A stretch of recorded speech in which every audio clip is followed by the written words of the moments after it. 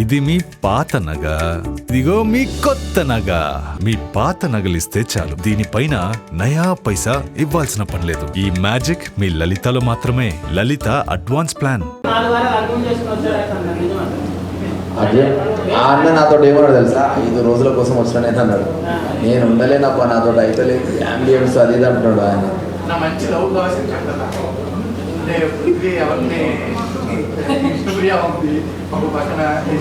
అదొక్కటి నేను చాలా బాధపడ్డా. ఎందుకంటే ఇప్పుడు పృథ్వీ విష్ణుప్రియది మీకేం ప్లేన్ చేసారో మాకు తెలియదు. నేను చూస్తున్నప్పుడు కూడా చాలా ఇట్లా ఫుల్ లవ్, ఇట్లా ఫుల్ ప్రేమ ఉందా. సడన్గా ఒకరోజు విష్ణుప్రియ అన్నది, నేను ఊరికే కంటెంట్ కోసం మజా చేస్తున్నా, హీస్ లైక్ మై బ్రదర్ అన్నది. నా నెత్తి ఖరాబ్ అయిపోయింది. కంటెంట్ కోసం ఏది పడుతుంది ఇట్లా మాట్లాడతామన్నా. సో నేను ఇంకా టాపిక్నే వదిలేసిన. ఇక నేను నాకు అర్థం ఈ వీక్ నైనిక మణికంఠ అనుకుని. ఎందుకనంటే నైనిక పైన కాన్ఫిడెన్స్ లేకుండా ఆ పిల్ల పాపం ఏమైందో తెలియదు. నైనిక కూడా చాలా one of the strongest female contestant అనుకున్నా ఫస్ట్ వీక్. స్లోగా డౌన్ అయితే వచ్చింది. మేబీ చిన్నపిల్ల అవ్వడము, ఆమె చీఫ్ నుంచి ఆమె వెళ్ళిపోవడము, దాని తర్వాత అందరూ దాన్నే డిక్లేర్ చేసి నామినేషన్స్ వేసరికి ఎమోషనల్లీ డౌన్ అయింది. సో దానివల్ల ఆమె ఫీల్ అయింది. మనీ ఆబ్వియస్లీ కంటెంట్ కోసం వచ్చిందా, మళ్ళీ పోతాను భయపడ్డాడో తెలియదు. లాస్ట్ 2 రోజులు ఘోరంగా ఫ్లక్చువేట్ అవుతా ఉన్నాడు ఎమోషనల్లీ. సో వాళ్ళిద్దరిలో ఎవరో ఒకరు అనుకున్నాను నేను. సో ఎప్పుడైతే నాకు రెడ్ కార్డ్ ఇచ్చిన తర్వాత నేను ఒకటే మాట చెప్పిన, ఫస్ట్ సేఫ్ అవుతారు కదా జనరల్గా.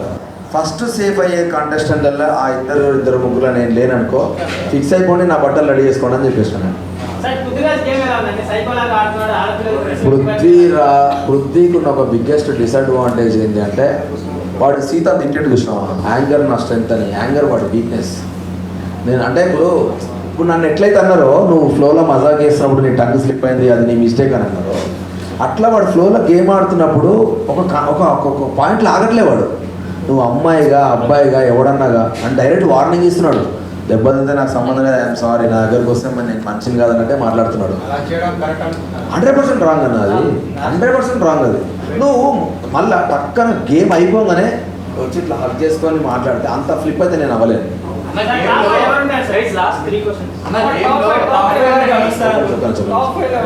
టాప్ 5 నేను అనుకున్నా చెప్తా. ఇప్పుడున్న కంటెస్టెంట్ వల్ల నబీల్, నిఖిల్, ప్రేరణ అండ్ యష్మి కాకుండా మణికంఠ ఉండదు. యష్మి కాకుండా చెప్తా లేదు. ఎందుకంటే ఫిజికల్ టాస్క్ ఇట్లాంటి ఇంతకంటే ఎక్కువ వచ్చినాయి అనుకో, మణికంఠ హెల్త్ మీద భయం అవుతున్నారు. వాడు ఒక సిచ్యువేషన్లో పడ్డసి నాకు భయం అయిందండి ఆనెస్ట్గా. వీడు ఉంటాడా పోతాడా అని భయమైంది నాకు. వాడు నిఖిల్ గాడు వచ్చి ఇట్లా చెయ్యి చూసి ఈ సేఫ్ అంటే నాకు అప్పుడు ఊపిరి తెలుసుకున్నాను. సో అది కాకుండా నలుగురు చెప్పాను కదా, విష్ణుప్రియ ఉండదు, ఇంకెవరెవరు ఉన్నారన్నా కంటెస్టెంట్లు, సోనియా ఉండదు, ఇంకా సీత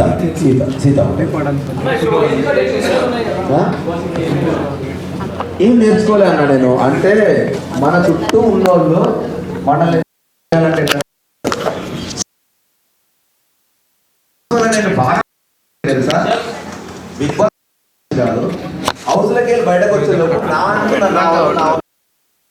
బయట బాగా వాళ్ళు నా వాళ్ళు కాదని తెలుసు.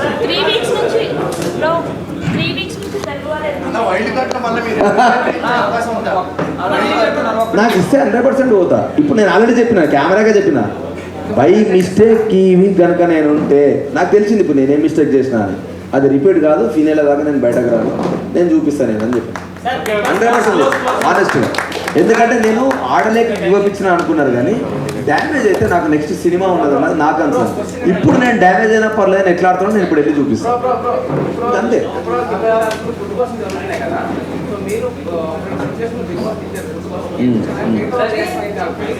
అన్న అందరు అన్నారన్నా, నేను అదే చెప్తున్నా, అందరు అన్నారు నాయే వేసిరాడా, నాయే వేసి ప్రతి ఒక్కరు తిట్టిండన్నా.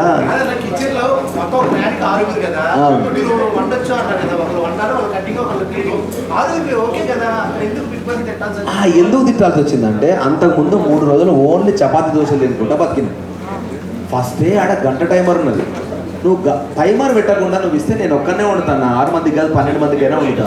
నువ్వు టైమర్లా నువ్వు ప్రాపర్గా ఉండలేదనుకో, వాళ్ళు వచ్చి టార్చర్ పెడతా ఉంటారు, మాకు లేట్ అవుతుంది ఆకలితో ఉంటారు. కర్మ కాలి మనం ఫుడ్ చక్కగా ఉండలేదనుకో అన్న, వాడు తినకుండా పండాల్సి వస్తుందా, ఇంకేం ఆడతారు అన్న టాస్క్లు. సో అది నా బాధ. అవుట్ ఆఫ్ దాన్ని ఏమంటారు, ఒక బాధతో వచ్చిన మాటలు అవన్నీ. ఎందుకంటే తినడానికి కొడుతురా తినకుండానే కొడుతురా టాస్క్లు అని నాకు ఒక బాధతో వచ్చిన మాటలు అవి. ఎందుకంటే ఎగ్జాక్ట్లీ అన్న, నేను అదే అంటున్నా. ఇప్పుడు సీతదే బెస్ట్ ఎగ్జాంపుల్. ఆడ జరిగిందంతా వేరే, కానీ బయటకు ఒక విలన్ లాగా చూపించినారు. ఏ సెల్లేయలే అన్నది ఎవరు అందరూ సెల్లెందుకు. నేను మంచిగా వాచ్ పెట్టుకొని సీజన్ అంతా ఆడదాం, మా నాన్న వాచ్ నాతో ఉన్నట్టు ఉంటుంది అనుకుంటే బయట ఎంతమంది ఎన్ని మీమ్స్ వేసిరో కథం నాకు నోటికి అబ్బాయి వాచ్ పెట్టుకోకు నువ్వు అని ఇచ్చారు. అది ఎక్కువ టాస్క్ నాకు అర్థం కాలే అన్న, నిజంగా చెప్తున్నా. వాళ్ళకి ఆప్షన్ ఇచ్చారు, నాకు ఇవ్వలేదు. నేను బరాబర్ ఫీల్ అవుతా కదా. నేను చెప్తున్నా కదా, ఇప్పుడు వైల్డ్ కార్డు 2 ప్రూవ్ చేయాలి. నేను వీడు ఫిజికల్గా ఆడలేకపోయాడు, గివ్ అప్ ఇచ్చిండు అన్నారు కదా. నాకు నెక్స్ట్ సినిమా ఉన్నది, దానికి ఎఫెక్ట్ కావద్దని చెప్పేసి నేను ఆగిన. ఇప్పుడు బరాబర్ వైల్డ్ కార్డ్ వస్తే ఫిజికల్గా ఎంత డ్యామేజ్ అయినా పర్లేదు, నేను పోయి ఆడి నేను గివ్ అప్ చేయకుండా నేను ఫైటర్ అని వాళ్ళ కోసమైనా ప్రూవ్ చేస్తాను. ఎందుకంటే అదే చెప్తా అన్నారు కదా. ఇదే నేను చాలాసార్లు నా పెళ్ళాం గురించి చెప్తున్నాను. ఏంటంటే అరే మా పెళ్ళాంకి నేను వండిపెట్టలేరు అని చాలా చాలా క్యాజువల్ వర్డ్ అన్నది. మా పెళ్ళాం అనేది చాలా క్యాజువల్ వర్డ్. సో అది ఆ కంటెక్స్ట్ ఎప్పుడు తెలియదు. ఇప్పుడు అది ఒక్క పదం, వాడిని పెళ్ళామంటే వీడేంద్ర పెళ్ళామంటే సేమ్ ఎట్లయితే ముండా అన్న దాని గురించి మాట్లాడాను, ఇది అంతే. ఇప్పుడు పెళ్ళాం అనేది మా వైఫ్ అని కొందరంటారు, అరే నా పెళ్ళాం మంచిగా చూసుకుంటుంది నన్ను, ఆ కాంటెక్స్టే వేరే. సో దాన్ని ఇక్కడ ట్రిగ్గర్ చేసేసరికి నీకు ఎఫెక్ట్ అయింది తప్ప, కానీ వాంటెడ్ లేని మాటలు కదా, చాలా సరదాగా. దాని ముందు వేరే వాళ్ళు చాలా అన్నారు, ఆ అన్నిటి నుంచి వచ్చిన ఇంకో మాట అది నాకు.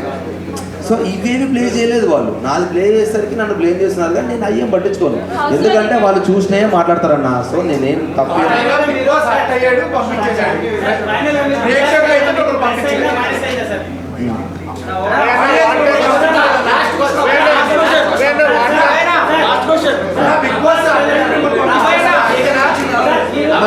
ప్లీజ్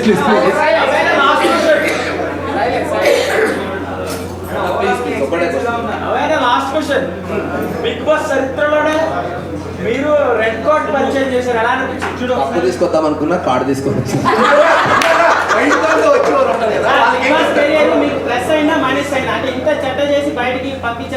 ఏం లేదు అన్న. ఆడియన్స్కి ఏం పని ఉంటుంది అన్న నా మీద ఫోకస్ చేయడానికి. మా అయితే నేను రోజులు పట్టించుకుంటున్నాను. ఆ తర్వాత ఎవరి లైఫ్ వాళ్ళదే, ఎవరి ప్రెజర్ వాళ్ళదే, ఎవరి కష్టాలు వాళ్ళదే.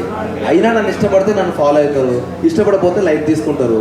వాళ్ళకి ఇంకా వేరే లైఫ్ ఉంటుంది డెఫినెట్గా. దానివల్ల ఎఫెక్ట్ అయ్యేది ఏమని అన్న, 12 ఏళ్ళ 10 ఏళ్ళ కెరియర్లో నేను చాలా మంచి పేరే తెచ్చుకున్నాను. అయినా నాకు సినిమాలు రాలేదు. సో నెగిటివ్ వల్ల నాకు పెద్ద లైఫ్ పోతుంది అనేది ఏముండదు. నేనేం చెప్పా, వాళ్ళు చాలా ప్లాన్గా వస్తారు. ఇప్పుడు వాళ్ళే చాలా తెలివిగా వస్తారు. వాళ్ళతో హౌస్ హోల్డ్ జాగ్రత్తగా ఉండాలని చెప్తా.